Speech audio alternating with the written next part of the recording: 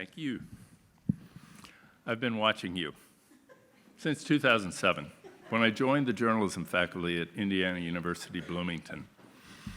Now, for the 5 years before that, I've been training working journalists in Kenya on how to do a better job of reporting the HIV/AIDS crisis. And I had never heard of empath. So I looked into it. And I discovered that, well, one of the big key features seemed to be patient care, hence the slogan, leading with care. I looked a little further into it and decided I would steal your best idea. 3 different times, I took 12 journalism students to Eldoret, and when I got there, of course, I paired them with 12 more university students.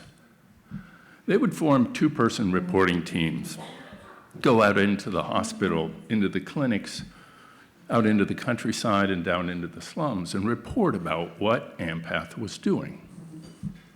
Then they published their stories in the Kenyan media and the American media.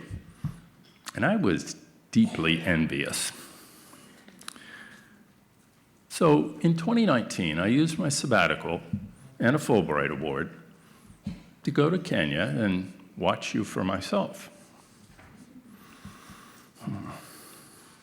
I spent 5 months observing 4 projects of the many projects that Empath has.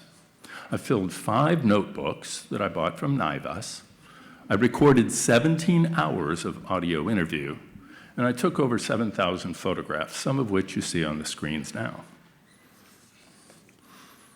I watched a doctor prescribe palliative care for an old HIV-positive woman who had cancer.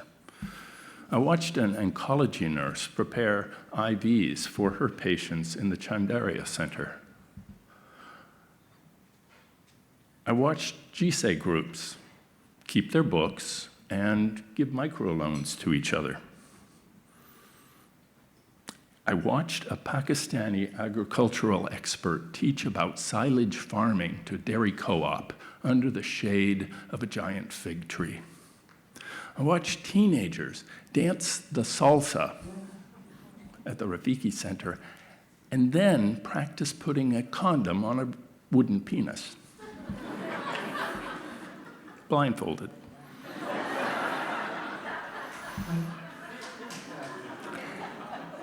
And I watched Empath people teaching street children how to read. And I began to wonder, what does this have to do with healthcare? So I asked the leadership. Joe Mamlin talked to me about Kenyan politics. Sylvester Kamayo talked to me about HIV prevention and treatment. Wilson Aruasa talked to me about running a teaching hospital. Jeremiah Lakdabai talked to me about National Hospitalization Insurance Fund. Julia Songok talked to me about, Winston Nyandiko talked to me about research and publication.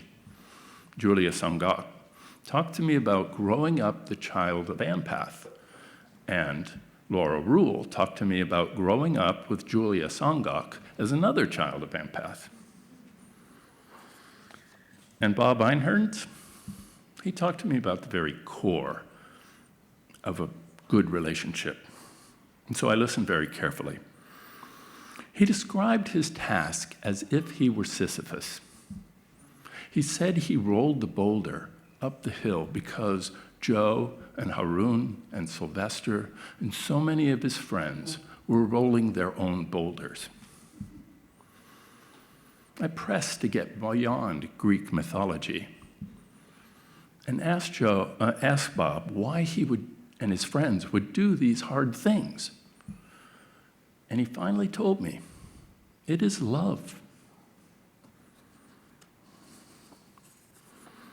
It was then, in the corner office of the Rotary Convalescent Hospital, just on the other side of town, at the end of my sabbatical, and after 15 years of watching the people of Empath, that I came to understand that leading with care has a double meaning. Now, as long as I've been going to Eldoret, people have been saying the same thing. But I was only hearing the first of the 2 meanings. Yes, Patient care comes before research. That is quite the opposite of the way things, the North-South collaborations in Africa have been handled in the past, and quite honestly, it's the opposite of how they're handled now. Research comes before everything else.